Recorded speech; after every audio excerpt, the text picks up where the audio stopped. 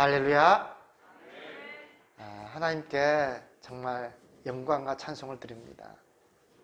함께 이렇게 모여서 예배드릴 수 있는 것이 얼마나 큰 은혜인지 모르겠습니다. 정말 함께 이렇게 흩어져 있다가 또 이렇게 예배드리니까 너무 좋습니다. 아침에 인터넷을 보니까 광주에 15명의 교회가, 광주에 한 교회가 어느 교회라고 나오지 않았습니다. 15명의 확진자가 나왔다고 하는데, 좀 안타까운 것은 뭐냐면 다른 말은 없고 예배드리고 성가대 섰던 것, 이것을 지적했습니다. 저는 그 기사를 보면서 마음이 너무 아팠습니다. 예배드리고 성가대 서는 것이 잘못인가? 하나님을 찬양하고 예배드리는 것은 지극히 당연한 것 아닌가? 이것이 세상에서 비난받을 일인가? 너무나 안타까웠습니다. 마음이 너무 아팠습니다.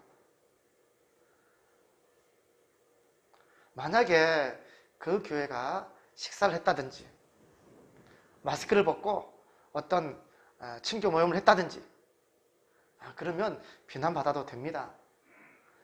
우리가 예찬을 나누는 거 왜 그 잘못입니까? 할 수 있지만 예찬을 나누게 되면 마스크를 벗게 되고 자연스럽게 이야기가 오가게 됩니다. 그럼 비말이 튈 수 있기 때문에 그것은 조심해야 됩니다. 그런데 마스크를 쓰고 하나님 앞에 예배드리고 또 성가대원으로 찬양하는 것이, 그것이 그렇게 잘못된 일인가? 마음이 너무 아팠습니다. 한국교회가 왜 이렇게까지 됐을까? 그것도 일주일에 한 번 예배드리는 겁니다. 떨어져서 마스크 쓰고 예배드립니다. 그럼 서울의 지하철역은요, 거기는 하루에도 정말 수백만 명이 오간다고 합니다. 마스크를 썼다 한다들 그는 빽빽하게 마스크를 쓰고 수백만 명들이 오고 가는 그곳입니다. 그것도 한 번만 그럽니까? 정말 하루에 수백 차례 사람들이 왔다 갔다 하지 않습니까? 하나님 앞에 예배드리고 성가대 찬양하는 것이 그렇게 잘못입니까? 저는 그 소식에 너무 안타까웠습니다. 그럼에도 불구하고 우리는 세상에 대해서 열린 마음을 가져야 됩니다. 왜냐하면 세상은 우리의 전도의 대상이기 때문입니다. 오늘 저는 이 아버지의 이 기쁨을 아십니까? 이런 말씀을 가지고 함께 짧은 시간에 은혜 받고자 합니다. 교회가 세워진 가장 큰 목적은 바로 잃어버린 영혼을 찾는 것입니다. 이것만큼 중요한 것 없습니다. 교회가 이 땅에 세워진 제일 큰 목적입니다. 바로 잃어버린 영혼을 찾는 것입니다. 그러니까 교회에 있는 모든 것은 여기에 초점이 맞춰져야 됩니다. 내가 교회에 충성하는 것도 여기에 초점을 맞추셔야만 합니다. 내가 봉사하는 것도 마찬가지입니다. 내가 성경 공부하는 것도 마찬가지입니다. 그 하나님의 말씀을 배워서 잃어버린 영혼을, 천하보다도 귀중한 그 잃어버린 영혼을 찾는데 초점을 맞춰야 됩니다. 그러니까 내가 하는 모든 것입니다. 내가 하는 모든 것이 바로 잃어버린 한 영혼을 찾기 위한 것이 되어야 됩니다. 마찬가지입니다. 그러니까 예배드리는 것도 마찬가지고 우리가 하는 그 모든 것들, 우리가 성숙해져서 우리 성경 공부를 하고 말씀을 배우고 또 설교를 듣고 또 이렇게 우리가 하나님의 사랑을 점점 더 깨닫게 되잖아요. 하나님께서 한 영혼 한 영혼을 어떻게 그렇게 사랑하시고 기뻐하시는지 그것을 깨달아서 우리도 한 영혼 한 영혼을 찾는데 우리가 모든 초점을 거기에 맞춰야 되는 것입니다. 이것이 바로 교회가 세워진 목적이고 이유인 것입니다. 그런데 지금 많은 교회들이 이러한 목적을 상실해 버렸습니다.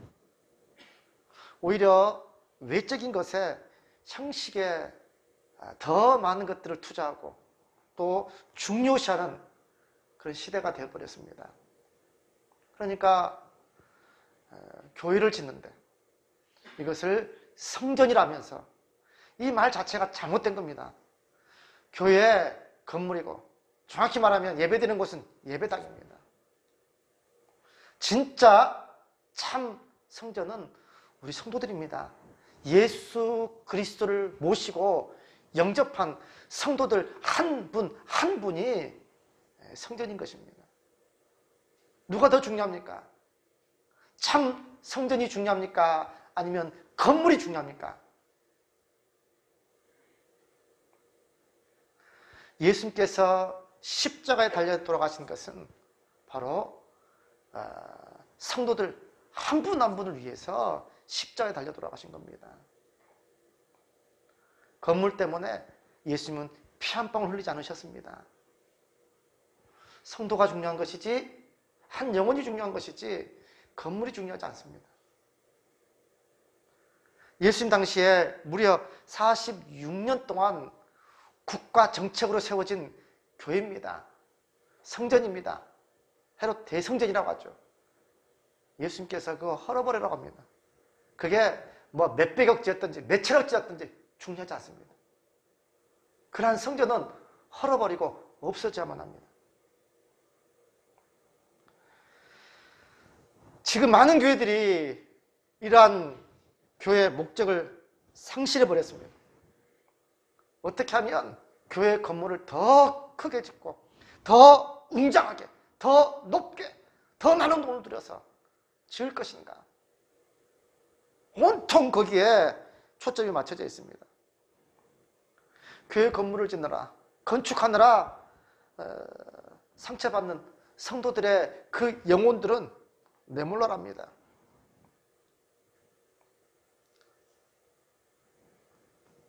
더더욱 안타까운 것은 정말 교회를 지으면서 상처받아 떠난 그 영혼들을 향해서 저주를 퍼붓습니다.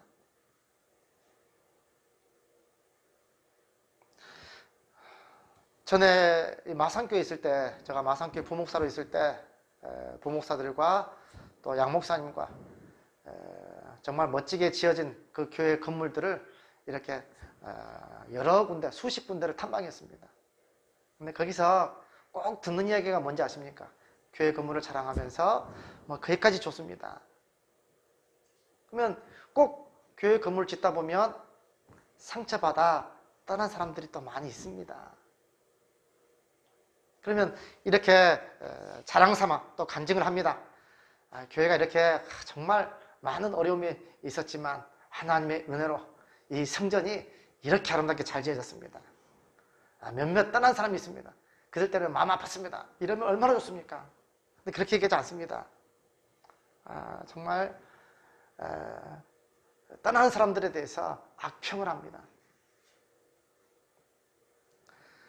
저는 뭐 그 당시에는 뭐 아무 생각 없이 들었는데 그때 당시에 양 목사님, 담임 목사님이 저한테 살짝하니 저희 귀에 대고 저렇게 하면 안 된다. 저렇게 하면 떠난 성도들을 2번 죽이는 것이다. 저는 그 말이 잊혀지지 않습니다.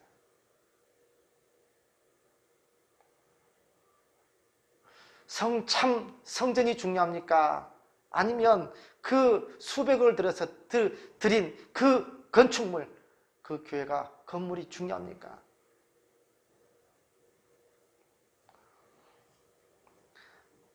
우리가 진짜 참 성전이 무엇인지를 바르게 알아야만 합니다. 예수님께서 이 땅에 왜 오셨습니까? 교회 건물을 세우는 것이 목적이었습니까? 만약에 예수님께서 교회 건물을 세우는 것이 목적이었다면 아마 교회 건물을 짓는데 온통 거기에 집중하고 투자를 했을 것입니다. 그래서 뭐 수십 개, 수많은 교회들을 지었을 것입니다. 예수님께서 오신 목적이 교회 건물을 짓는 게 이게 목적이 아니었습니다. 바로 잃어버린 한 영혼, 그 영혼을 찾는 것이 예수님께서 이 땅에 오신 목적입니다. 만약 예수님께서 우리 성가대원도 있지만 성가대를 세우는 것이 목적이었으면요, 성가대를 세우는데 온 힘을 쏟았을 것입니다. 예수님께서 이 땅에 오신 목적이 성가대를 멋지게 만들어서 성가대원을 늘리고, 그래서 정말 성가대가 이렇다,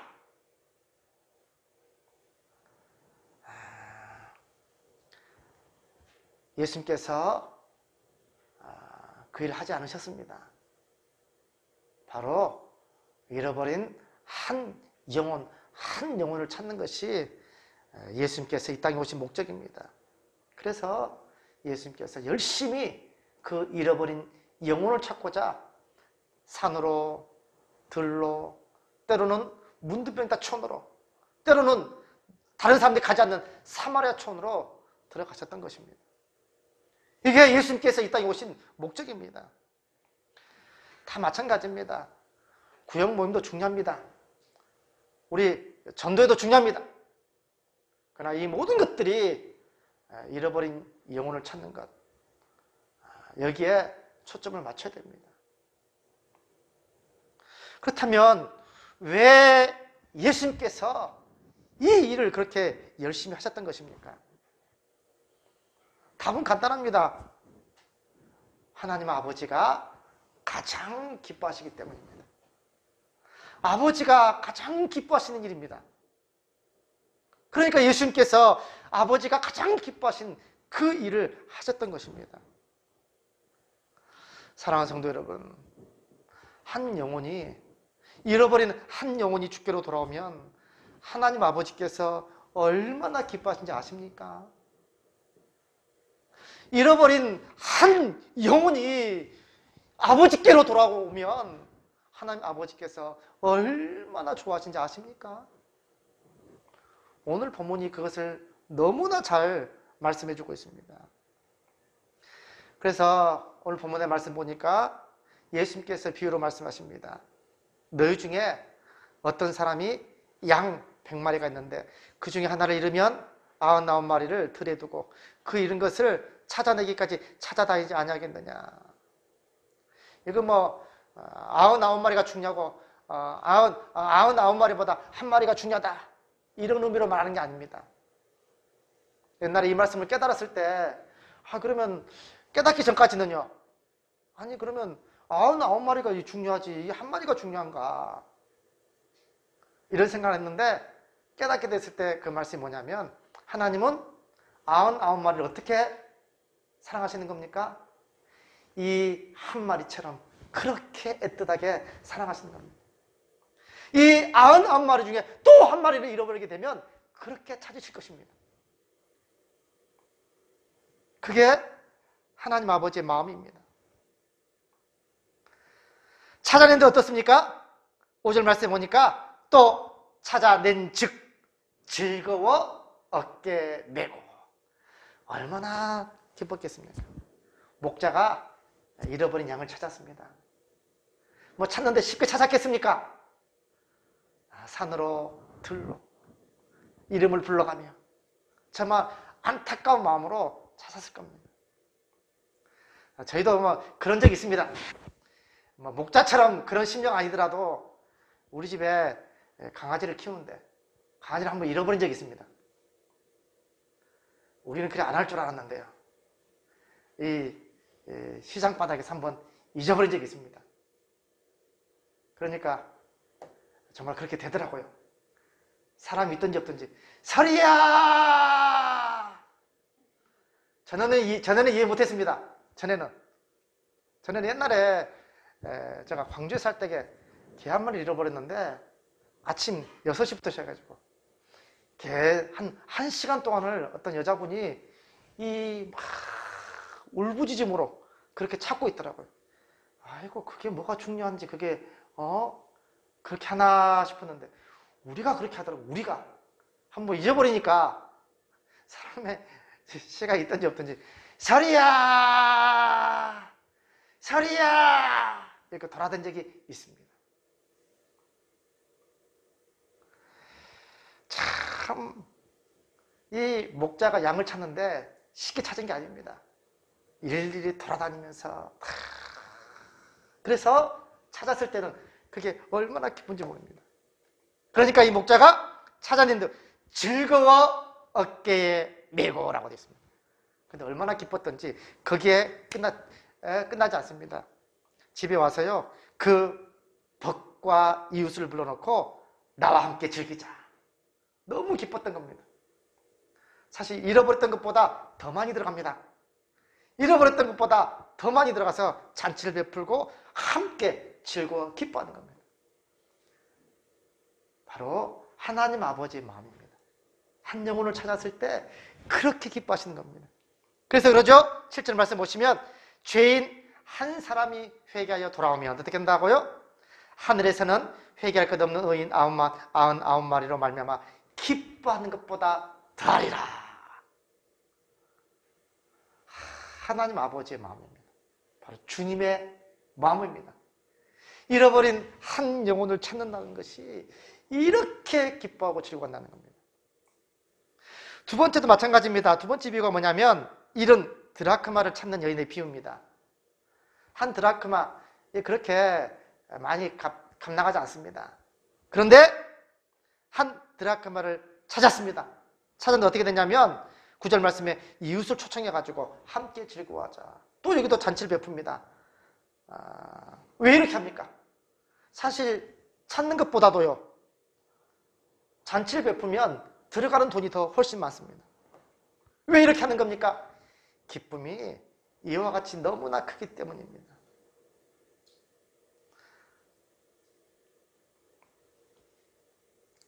마지막 일명 탕자의 비유로 가죠. 이 탕자의 비유, 일명 정확한 제목은 잃어버린 아들을 찾은 아버지의 비유입니다. 이게 정확한 겁니다. 탕자에게 초점을 맞추기보다는 잃어버린 아들을 찾은 아버지의 비유입니다. 여기 보니까 아버지가 아들을 언제부터 기다린 겁니까?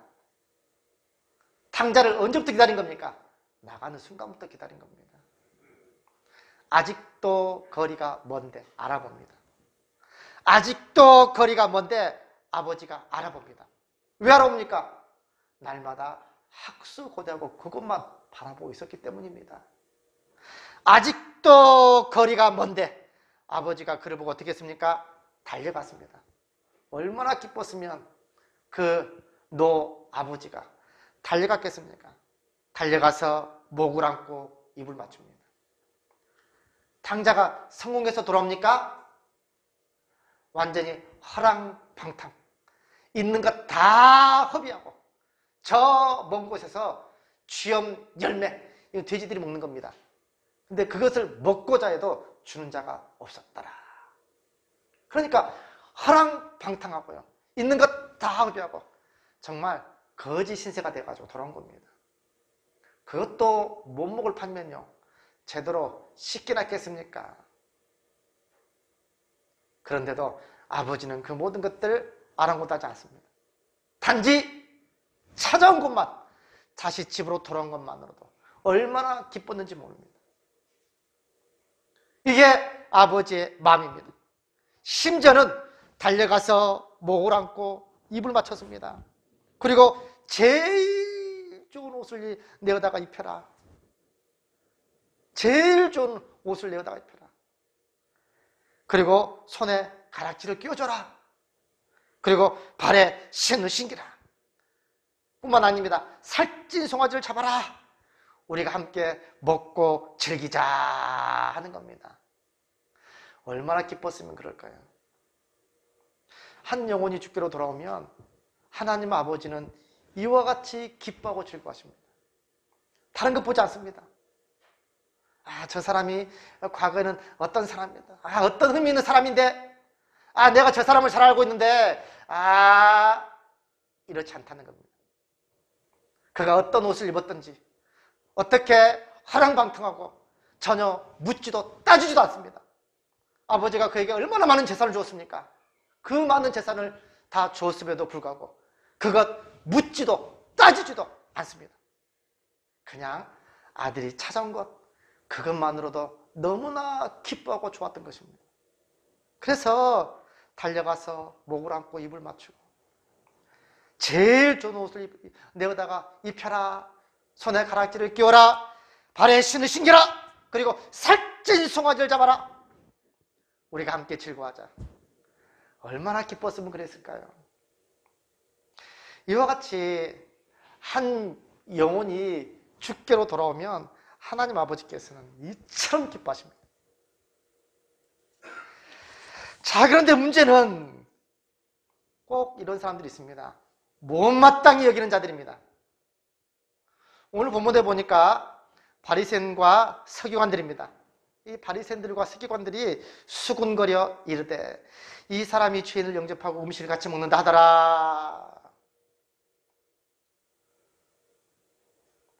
바리새인들과 서기관들이 서로 수군거리면서 못마땅히 여깁니다.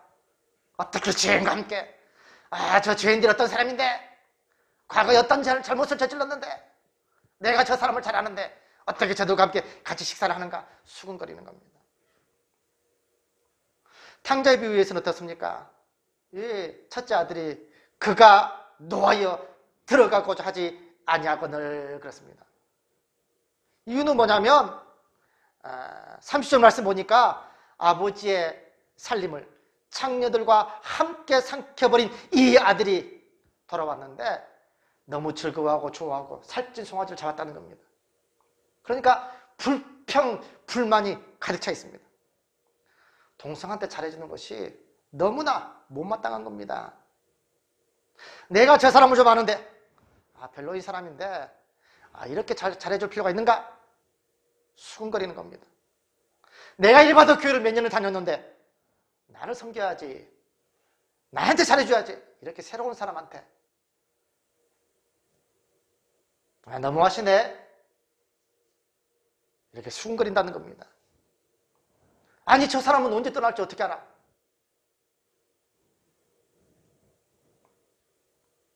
그러나 주님께서 뭐라고 말합니까? 우리가 즐거워하고 기뻐하는 것이 마땅하다 하니라 라고 얘기하는 겁니다. 우리가 즐거워하고 기뻐하는 것이 마땅한 겁니다. 사랑하는 성도 여러분, 우리가 너무나 무관심할 때가 많습니다. 탕자가 들어오고 새로운 성도들이 들어오고 잃어버린 영혼들이 들어오는데 거기에 너무나 무관심합니다. 어떻게 이럴 수 있습니까?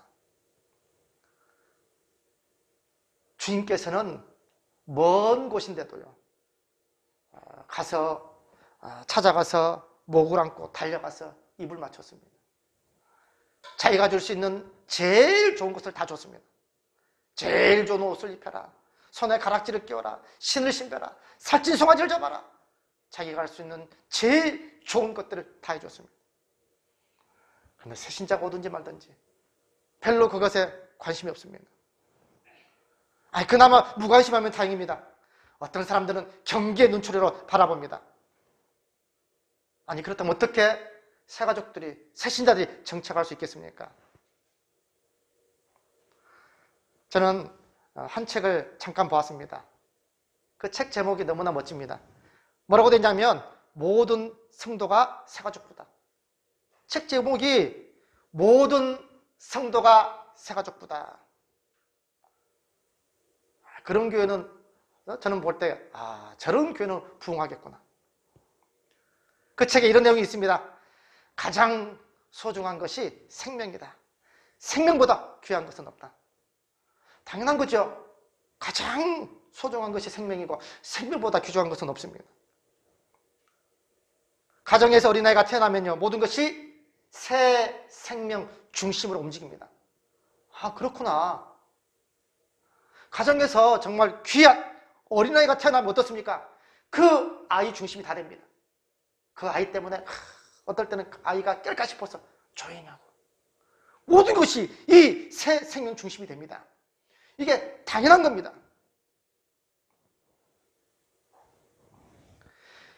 그 책에서는 이렇게 이야기합니다. 교회에 정착할 때 친절한 교회, 그리고 따뜻하게 환영해주는 교회, 상처를 보듬어주는 교회, 그런 교회에 머문다 하는 겁니다. 아, 그렇지. 교회가 상처를 주고 또 어떻게 잘하나 보나, 잘하나 보자 수근거리고 무서운 눈초리로 쳐다봐. 어떻게 교회에 정착하겠습니까? 이 세 가족의 정책은 성도들의 작은 배려에 달려있다는 것입니다. 그런데 아는 체도 안 한다? 정말 충격적인 겁니다. 또 그 책에서는 이런 말이 참 마음에 와닿았습니다. 물론 담임 목사님의 사랑도 필요하고 담당 사역자의 사랑도 필요하다. 그러나 누구와 가장 오래 지내는가? 바로 성도님들이다. 그래서 모든 성도가 새 가족부가 돼야 된다 하는 겁니다. 이야, 참 하나하나가 다 맞는 말이구나. 맞는 말이구나.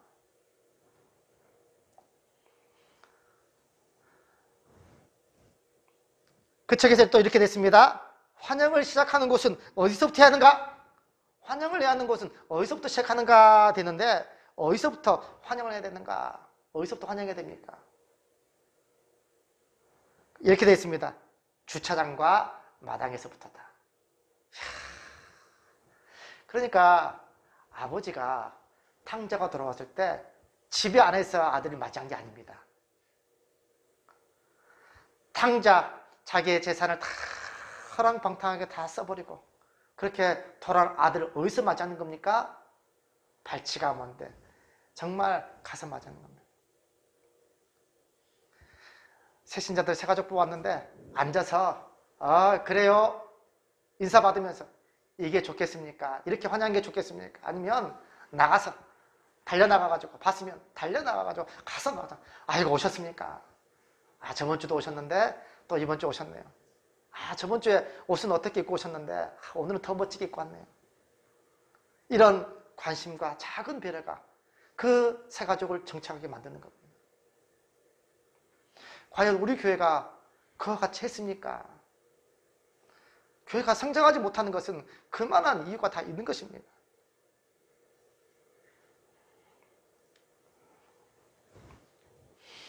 거기에 마지막으로 이런 말이 있습니다. 교회 안에서 초면인 사람에게는 무조건 친절히 하라.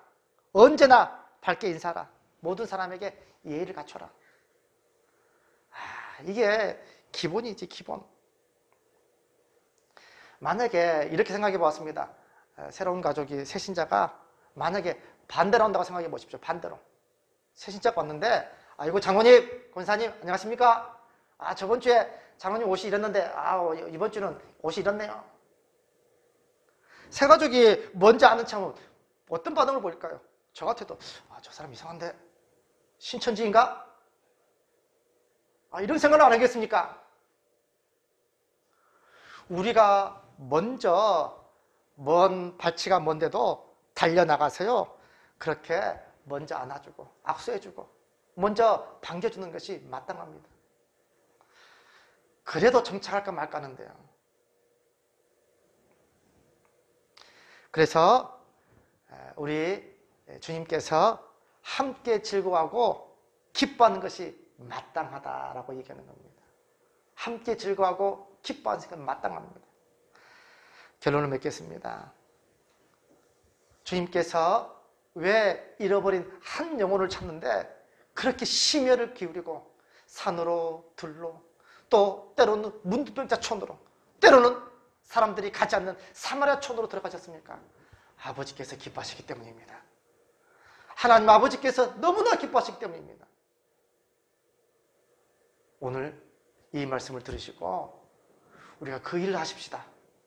주님께서 기뻐하시는 이 귀한 일, 함께 즐거워하고 함께 맞이하고 함께 잔치를 베풀고 그런 교회로 만들어 가시는 우리 사랑하는 모든 성도들과 우리 재관 창원교회가 되기를 주님의 이름으로 간곡히 부탁을 드립니다.